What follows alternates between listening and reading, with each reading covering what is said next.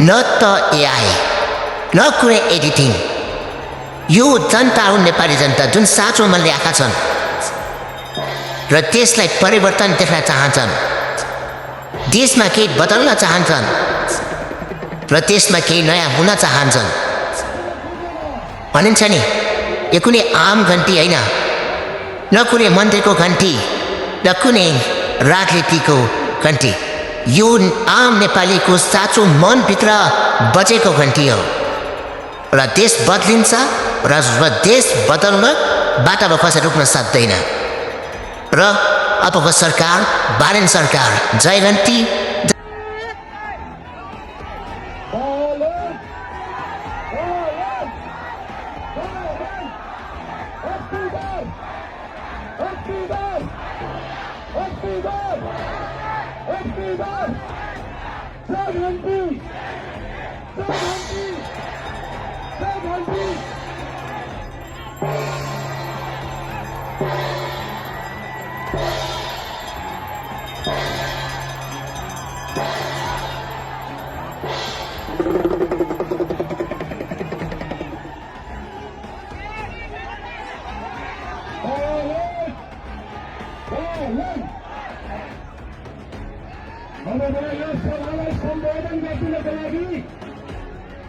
राष्ट्रिय स्वतन्त्र पार्टीका सभापति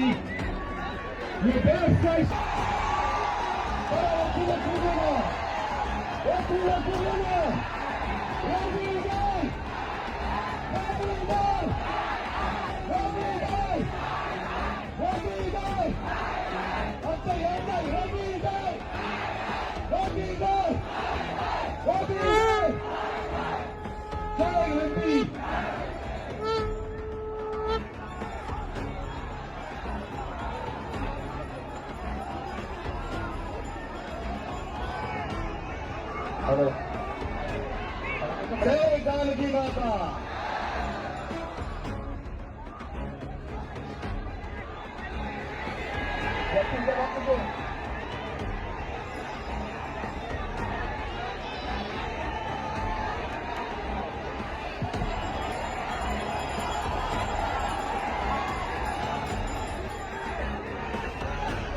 आजको यस भव्य कार्यक्रममा उपस्थित रहनुभएका मधेसका तमाम आमा बुवा दाजुभाइ दिदीबहिनीहरू सबैलाई मेरो प्रणाम।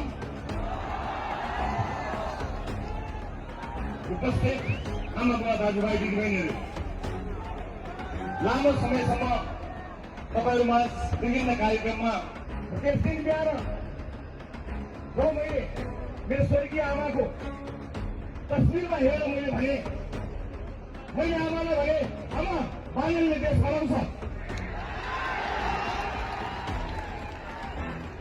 बालनले हाम्रो सपना पुरा गर्छ, यो भनाइको साथी मेरो श्रीमती छिन्। मैले उनलाई अगाडि हालेर उनलाई पनि त्यही भने, मेरो आमासँग कुरा भयो। मैले आमालाई भने, आमा बालनले देश बनाउँछ, यो मेरो विश्वास हो। मलाई चिन्ता छैन, कुनै पनि दिन अपदस्थ भएको हेलिकप्टरबाट भागेको बच्चालाई गोली ठोकेर भागेको सरकारले लगाएको मुद्दाले, अपदस्थ भएको बच्चालाई टाउकोमा र छातीमा ताकेर गोली लगाएको सरकारले ममाथि लगाएको मुद्दाले मलाई कुनै पनि दिन जेल पुर्याउला मलाई अब चिन्ता छैन, किनकि देशले बालक पाएको छ।